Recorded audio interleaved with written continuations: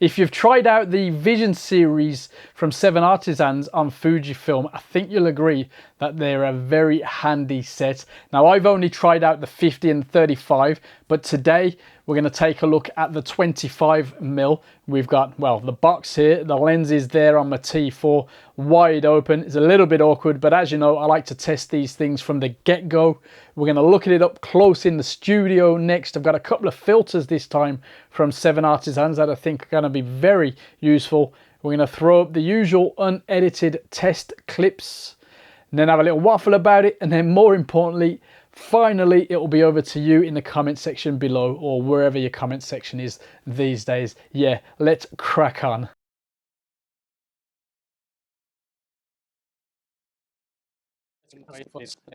The screws, this is basically going to be the same as the 35 and the 50, which we rather enjoyed. I'm going to open this up, and if you need to pause and shove your face to the screen, you can. Maybe that's useful or not. I do kind of like how they pack these things. Definitely befits the behemoth within. That is a decent chunk of glass. I believe this is the heaviest of the trio, but you still have the standard Cine 0.8 mod, so you can fit it in and out of your rig nice and quickly. 270-degree throw.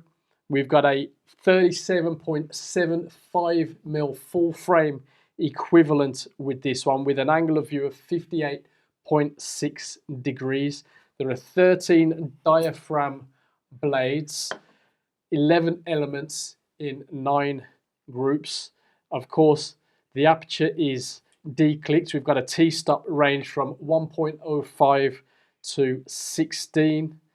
As we saw, the manual focus goes from 0.75 round to infinity. Does it go just off infinity? It goes quite a way off infinity, so you've got a lot of space to play with.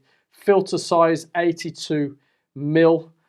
Let's just have a quick look at this mount at the back.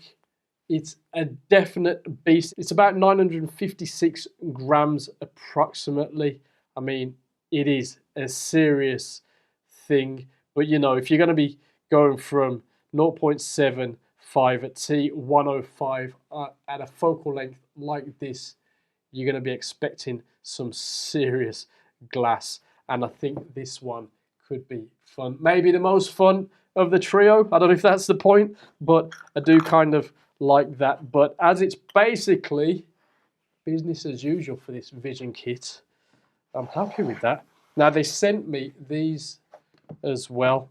Now, I'm not a big fan necessarily of these black mist filters, but you know, I thought I'd give them a bash. Let's see if this is a easy slip on and off, or I'll do it in use. I think that's interesting. Looks like it should just slide off. It's well packed, whatever's going on here. Probably should have looked at this before. There we go. It's a simple thing. Is this the 8th? So the 8th, simple, 82mm. Nice and slim. Little bit of mist there, and we've got the quarter there. They say the waterproof, multi-layer coating, anti-scratch coating, all that goodness, and definitely tightly packed. This ND is definitely going to be fun. Definitely, I always need an ND when I'm shooting with these kind of lenses, or in fact, a lot of outdoor video, to be honest. This ND filter, variable ND, 1.5 to 8. It's, oh, that's quite stiff. But yeah, that works. That's okay. I do like this little handle on the side. You can remove it. You can screw it off if you want. But I'm going to leave it because that'll be handy for turning quickly. Obviously, well, we can throw it on here just to see how well that turns. It's basically going to live on this lens anyway, if it turns out to be decent. Yeah. You got to screw it on properly. So you can see the minimum 2, 3, 4. Definitely nice and simple. And it looks quite good actually. I like the scale, very handy, and that is good. And it's real slim. I mean, look at that, it doesn't take up any space whatsoever. Right, cool. Let's just pack it for transportation purposes for now, because I'm not going to be going direct from the studio out into the field. I'll take a few more snaps of this thing. But yeah, happy days. Do like that, and I will be having a lot of fun with it.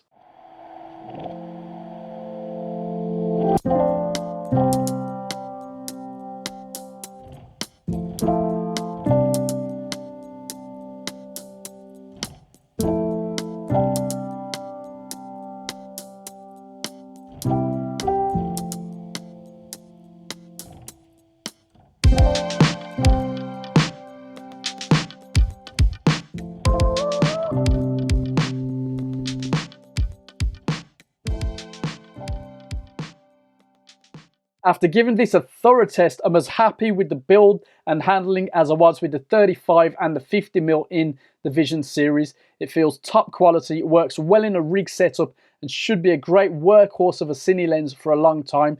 Now, of course, being just under a kilo, it's not really designed for a casual shooter, but otherwise, why not?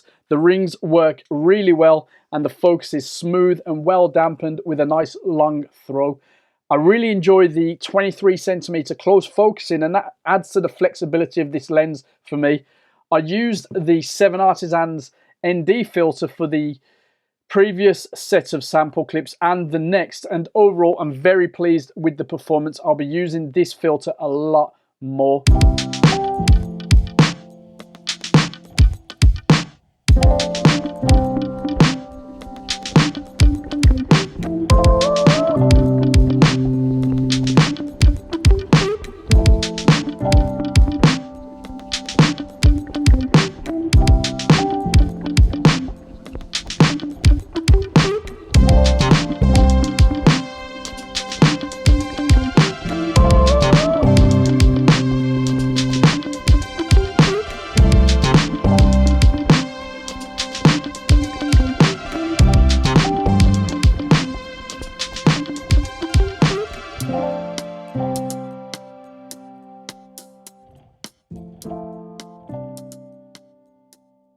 Next up, we have a clip to show how the focus breathing is with this lens. So yeah.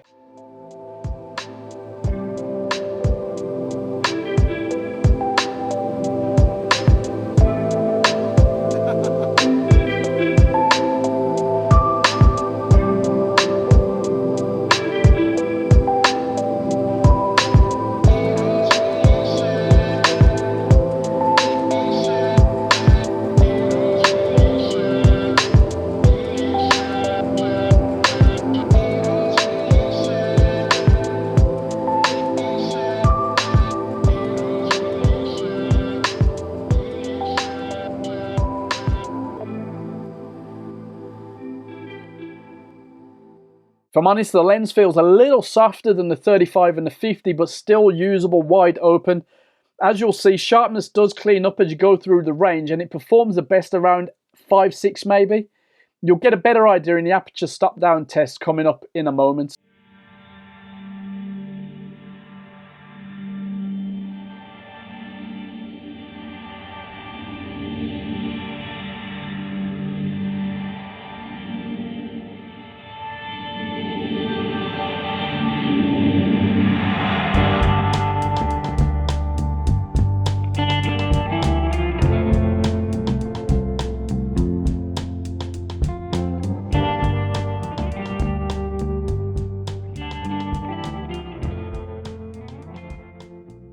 As for color rendering and contrast, it matches the 35 and the 50, you know, and as you can probably see in the test clips, it's good. The colors are definitely helped by the Fujifilm sensor and the film simulations especially. Right, let's see how it performs then as we stop down the aperture with each frame in the next little bit of a clip.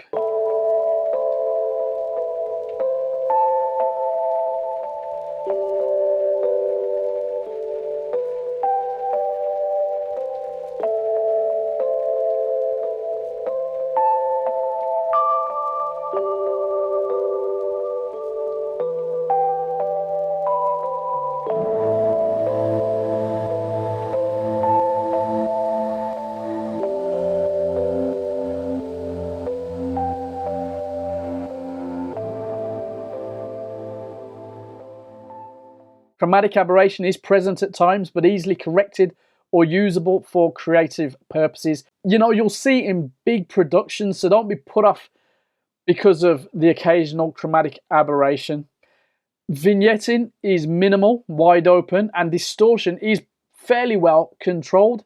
Now, the final two sets of sample clips were all shot using the black mist filters, so let's see how we got on.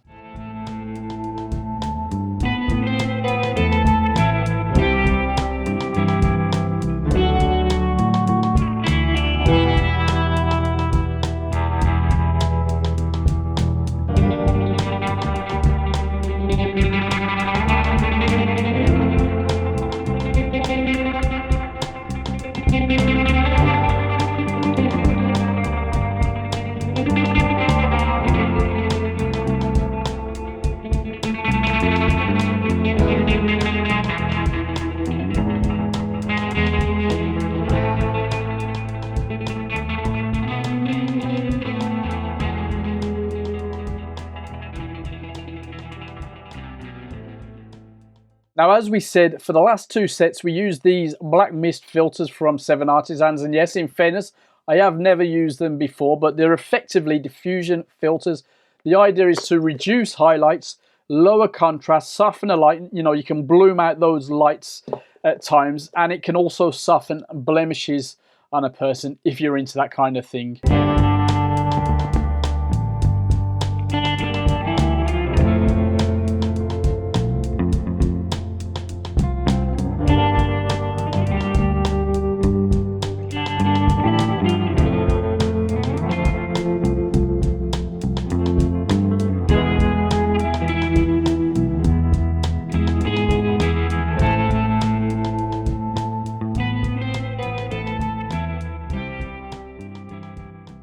Overall, I find these two filters to be very effective, and actually if you pay attention to the lighting in a lot of TV series and movies, especially indoor scenes, you'll see a similar effect in a lot of shots. You get a nice haze effect, less harsh light, and it can really turn a scene around. These diffusion filters from 7Artisans, as far as I can tell, get the job done, and I'll definitely be using them more.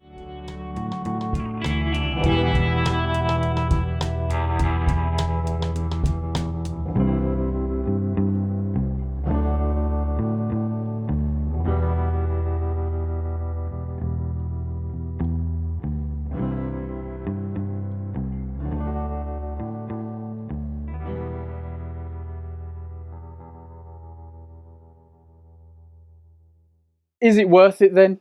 At £529 at the time of recording, it's the most expensive of the current trio, the 35 being £499 and the 50 I believe is £419, but you know, effectively the same ballpark, and considering the creative potential, this is a very worthy addition to the set. Now, as we know now, the Vision series isn't finished, and it's definitely good news if you like the series, because the next one in the lineup is going to be the 12mm T2.9, and I'm hoping to feature that on here very soon.